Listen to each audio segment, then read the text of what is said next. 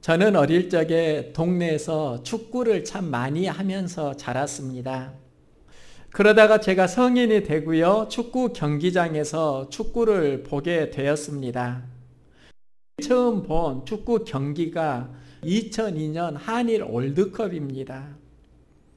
물론 돈을 내고 본 것은 아닙니다. 대형 스크린으로 축구를 관람했는데요. 14년 전의 이야기인데 지금 그 경기가 생생하게 기억이 납니다. 그때가 한일 월드컵 16강전이었습니다. 우승 후보 이탈리아와 붙었습니다. 전반전에 한국이 먼저 한 점을 실축합니다. 그리고 계속 공격을 하는데 골이 들어가지 않고 후반전도 거의 끝나갈 즈음이 되어서 이대로 한국 축구가 여기서 멈추나 보다 했는데요. 설기현이 후반 43분에 동점골을 넣습니다. 그때 얼마나 많은 사람들이 열광을 했는지 서로 부둥켜 안고 난리가 났습니다. 그리고 연장전 후반에 안정환이 골든골을 넣고요, 8강 진출을 확정하게 됩니다. 그런데 이때 안정환이 골든골을 넣고 했던 세레모니가 반지 세레모니입니다.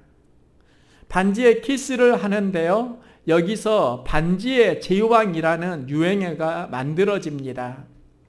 이 사건이 얼마나 강력한 이미지를 주었는가 하면 안정환이 2002년에 한일 월드컵이 있고 10년이 지난 그 시점에 축구선수 은퇴를 하는데 신문에 이런 기사가 실렸습니다.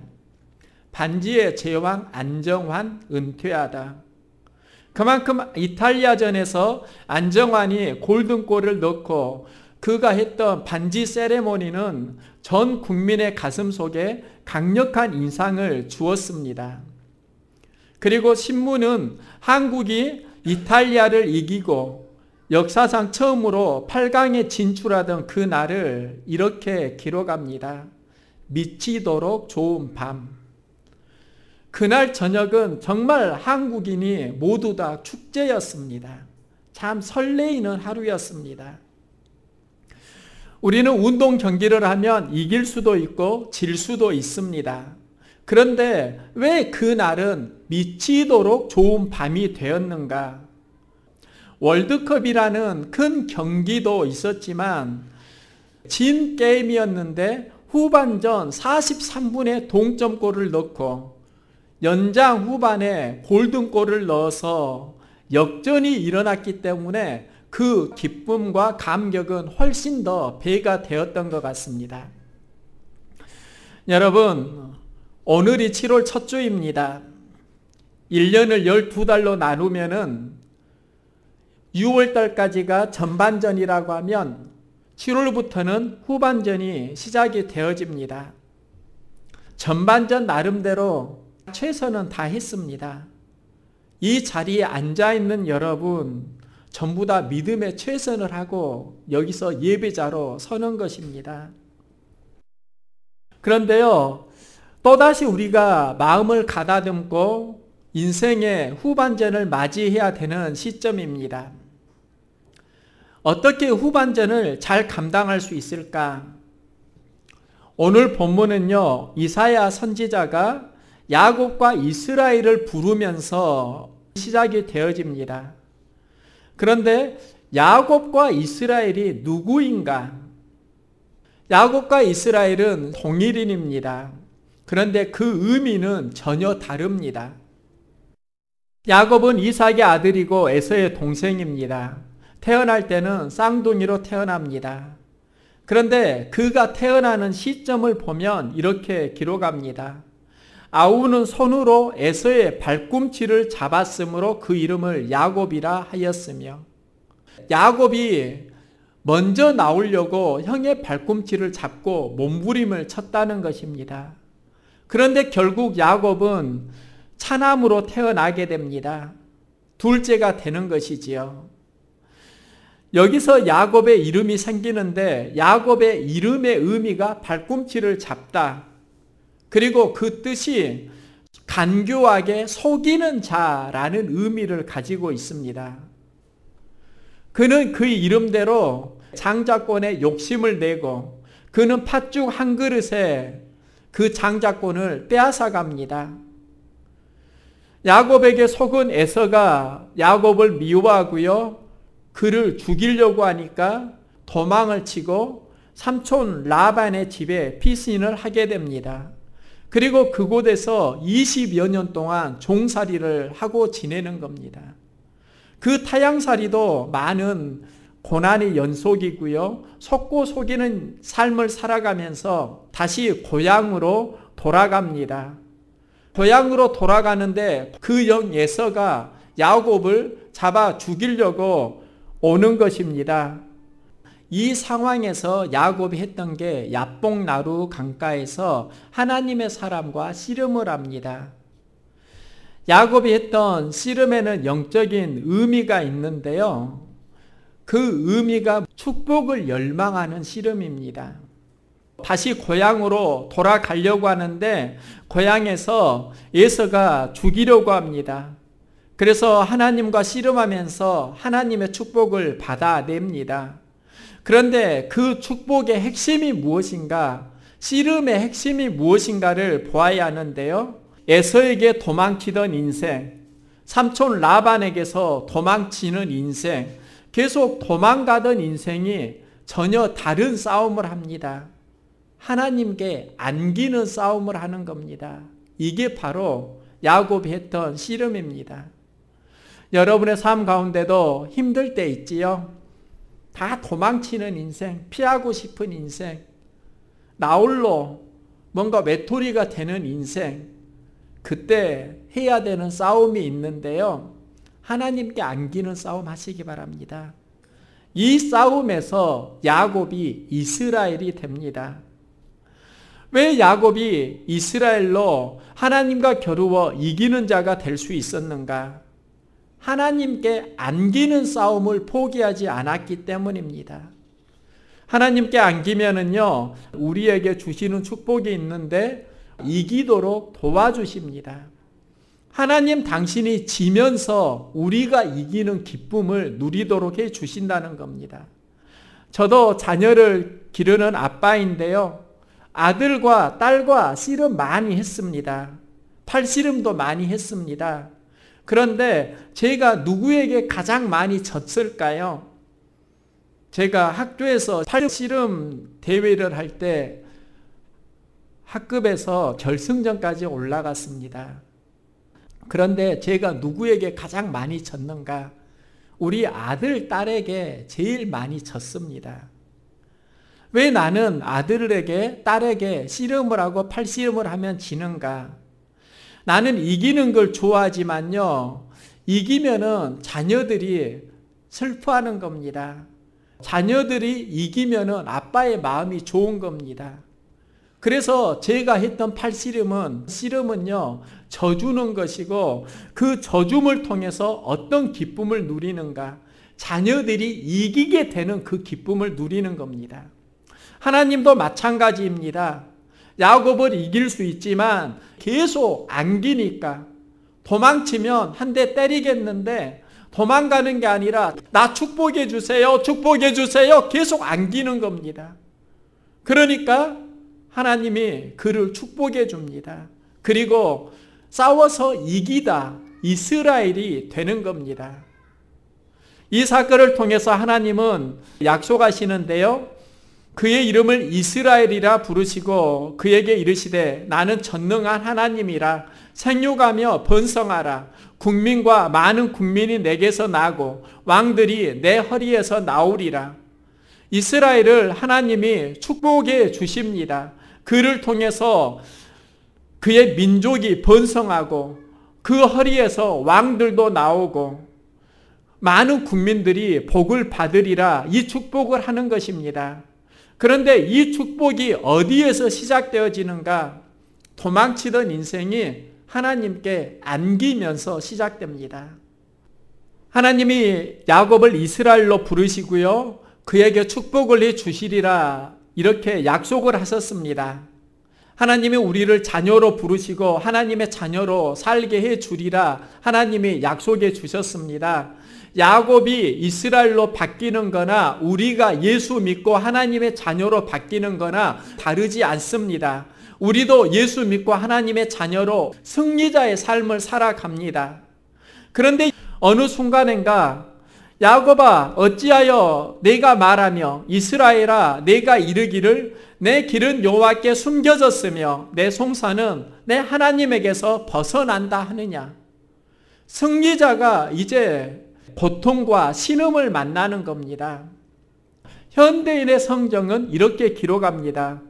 이스라엘아 어째서 너는 여호와께서 내 고통을 보지 못하며 내가 온통한 일을 당해도 무관심하다고 불평하느냐. 똑같은 본문입니다.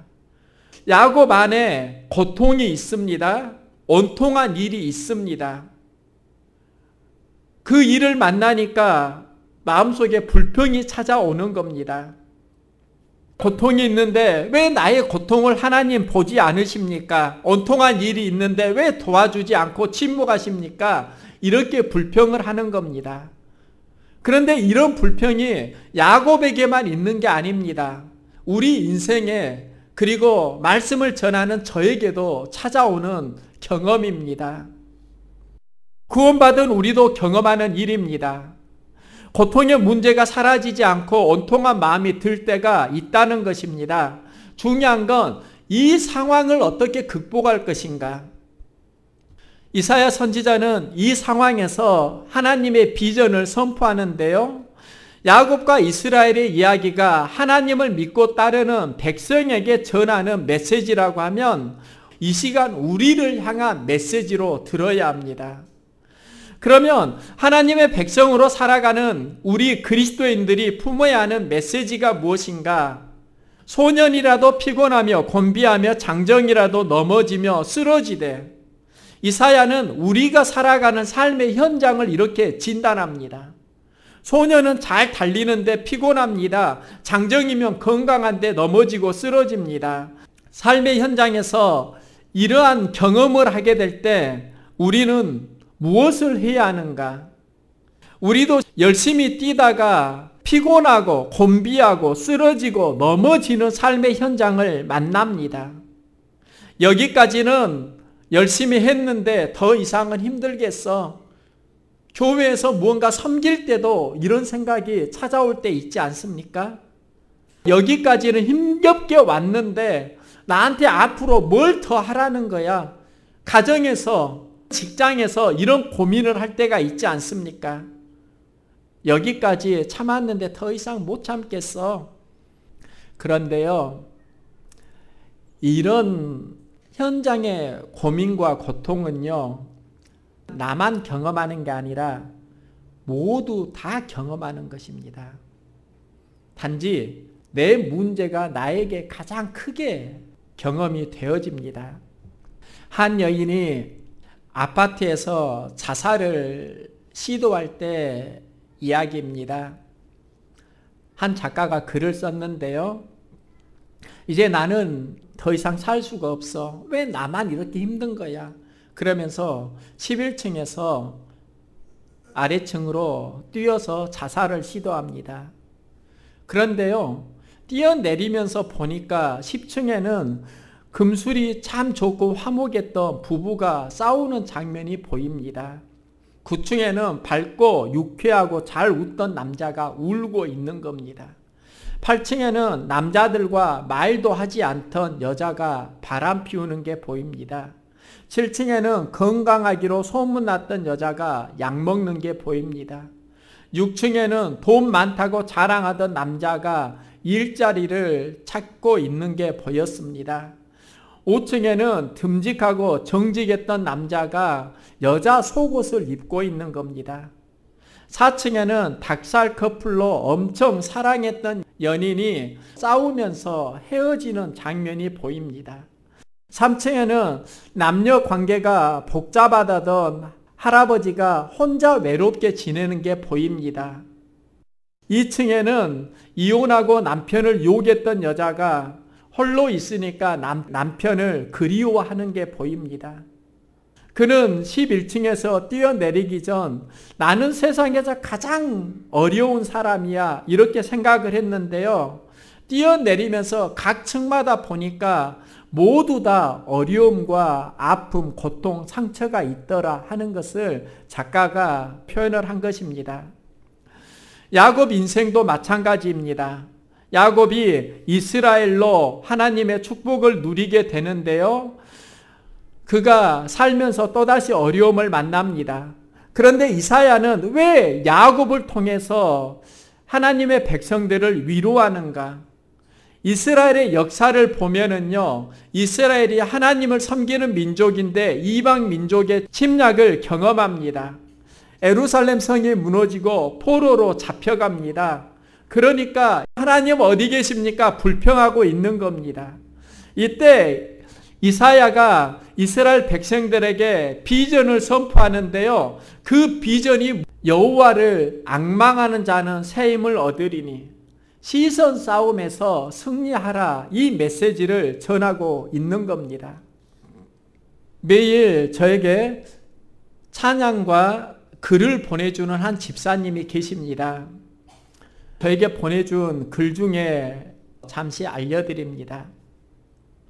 젊은 부부가 바다에서 고기를 잡고 있었습니다. 해초가 많으니까 고기를 잡는데 방해가 되는 겁니다. 그래서 그 부부가 불평을 하면서 이렇게 말합니다. 우리 독한 약을 뿌려서 해초를 다 없애버릴까? 그러면 고기 잡기가 훨씬 쉽겠네. 그런데 그걸 보고 있던 경륜이 많은 어부가 이렇게 말합니다. 이복의 젊은이, 해초가 없어지면 해초를 먹고 자라는 물고기도 함께 없어진다네. 이 말을 하는 겁니다. 그런데 우리도 살다 보면요, 장애물을 만나면 참 피곤합니다.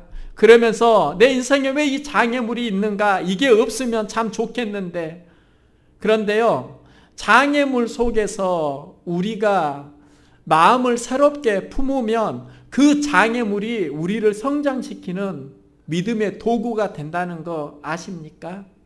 그 장애물을 만날 때마다 믿음으로 해석하지 못하고 불평 원망하면 여기서 성장이 멈춘다는 거 아십니까?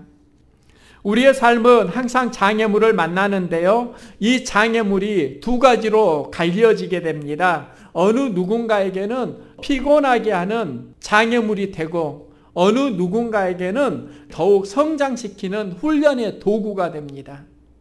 여러분의 인생이 장애물을 통해서 훈련의 도구로 하나님 앞에 쓰임받을 수 있기를 소망합니다.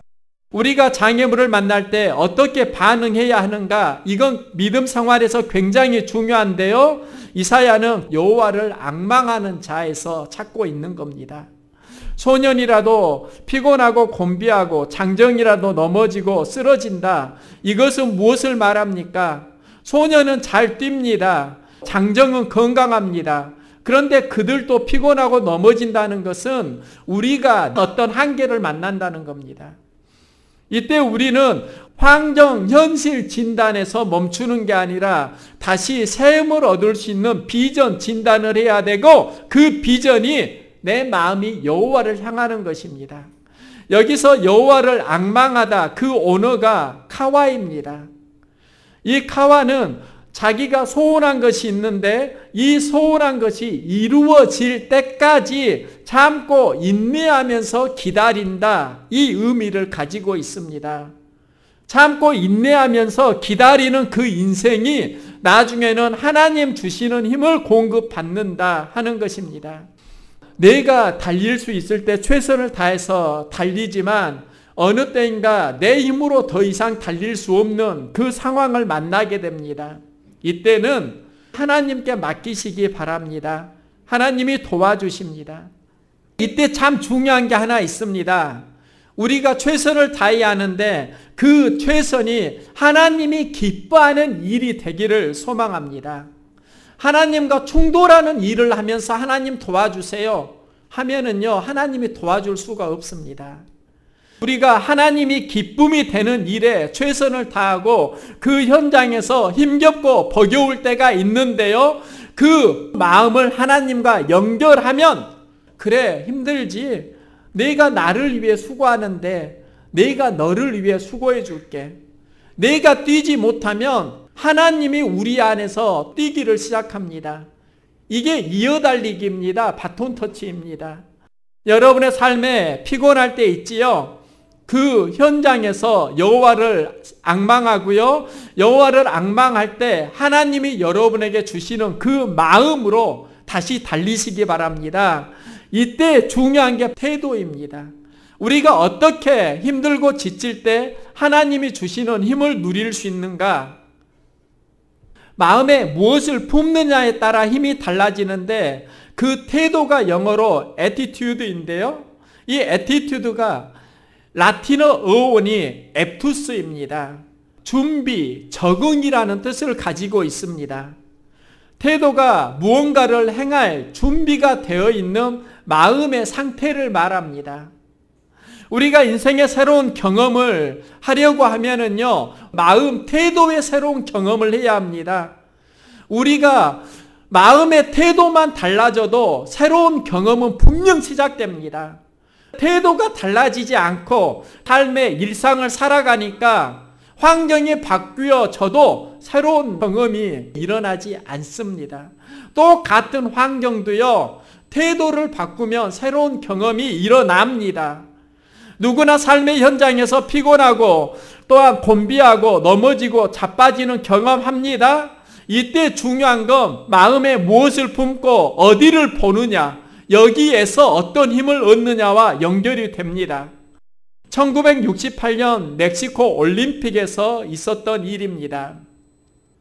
올림픽의 꽃을 마라톤이라고 하는데요, 폐회식이 진행되던 그 시간에 한 선수에게 모든 관중들이 일어나서 기립박수를 합니다. 기립박수를 받은 그 선수는 마라톤 금메달 리스트가 아니라 꼴찌로 들어온 탄자니아의 아크와리 선수였습니다. 그 선수가 최선을 다해서 뛰는데요, 지쳐가지고 넘어지게 되고, 넘어지면서 무릎이 까져서 피가 잘철 흘리는데 붕대로 감싸고 멈추지 않고 쩔뚝쩔뚝 하면서 끝까지 뛰는 겁니다. 눈의 초점은 풀립니다. 정신은 혼미해집니다. 그가 골라인을 통과한 이후에 그의 기력이 다해서 쓰러지고 맙니다. 그에게 온 관중이 일어나서 기립박수를 보내는 겁니다. 이때 한 기자가 그에게 질문을 했습니다. 어차피 꼴찌인데 왜 끝까지 피를 흘리고 달렸습니까? 그가 했던 말이 있습니다. 나의 조국이 나를 멕시코 시티에 보냈습니다. 저를 보낼 때는 끝까지 마치라고 보낸 것입니다. 기권해서 조국에 불명예를 끼치고 싶지 않았습니다. 여러분을 하나님이 세상의 빛과 소금으로 파송한 거 아세요? 예수 이름으로 여러분을 파송하셨습니다. 이제 우리도 믿음의 경주를 시작해야 합니다. 그런데요, 우리가 힘들고 지칠 때 나의 힘으로 무언가 맡길 때가 있습니다. 그런데 우리가 해야 되는 진짜 최선이 있습니다. 그것은 하나님을 향한 시선의 최선입니다. 힘들 때마다 하나님을 바라보십시오. 어려울 때마다 주님 말씀이 주는 힘을 의지하십시오. 하나님 바라기를 시작하면서부터 새로운 전력 질주가 시작이 되어집니다. 그런데 우리는 어려움이 있을 때마다 주님 바라보기 훈련을 해야 하는데 마음이 불평과 원망으로 짓눌릴 때가 있습니다. 그래서 하나님 어디 계십니까? 피곤하고 지치고 불평하는 겁니다. 여기서 멈추면 우리는 승리할 수 없습니다. 다시 하나님 바라보기를 시작하면은요, 주님이 주시는 힘으로 다시 승리할 수 있습니다. 우리가 누구에게나 환경 속에서 지칠 때 있고요, 주저앉을 때 있습니다. 하지만 그 상황에서 멈추지 마시기 바랍니다. 여호와를 바라는 이가 그리스도인입니다. 전반전 우리가 최선을 다했지만요, 이제 후반전을 믿음으로 여호와를 바라보면서 다시 달릴 수 있기를 소망합니다. 나 혼자 안 될 때 주님 주시는 힘이 인도할 수 있기를 소망합니다.